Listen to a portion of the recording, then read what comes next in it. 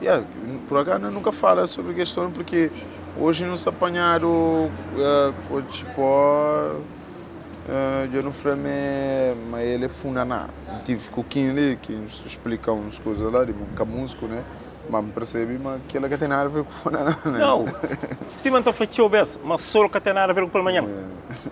Vou pela manhã, sol está 6 horas, 7 horas. Mas pela manhã, na meia-noite, já passa, pela manhã já começa. Portanto, sol que tem nada a ver com pela manhã. Portanto, gaita que tem nada a ver com funaná. É que a gaita que te identifica funaná. É que a viola que te identifica funaná. Funaná é. Viola com gaita foi um instrumento que usado para harmonizar. E ponto final. Portanto, se gaita que funaná, aquele de bolimundo é que é. Bolimundo que usa funaná, que usa gaita. Então, a memória não fica. Certo que gaita foi o primeiro instrumento harmônico que usado para expressar funaná. E viola bem, e para funaná bem à tona, tive que eliminar o gaita para o gaita de lado, para bem na guitarra, com baixo, com bateria. Que se pôr a setel ali na cidade.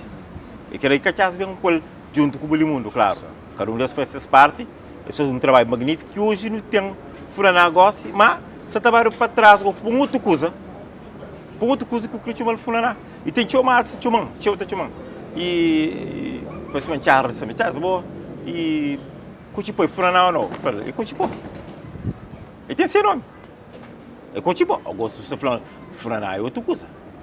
Funaná é outra coisa. Funaná e tem outra coisa. Funaná tem para outro assunto.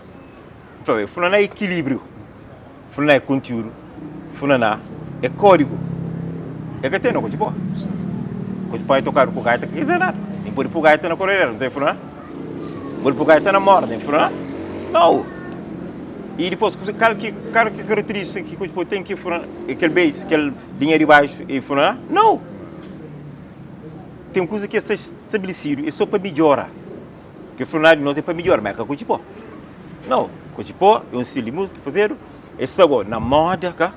Como nós gostamos de moda, aquele que está na moda, jovem como que tem uma educação, escola que tem ensinado, claro, e aquele que bem luta toma no bem e gente grande, para que a jovem nada, que fica bom, claro. Está consciente e mentira da verdade. Mentira, está toda a verdade a hora que acontece.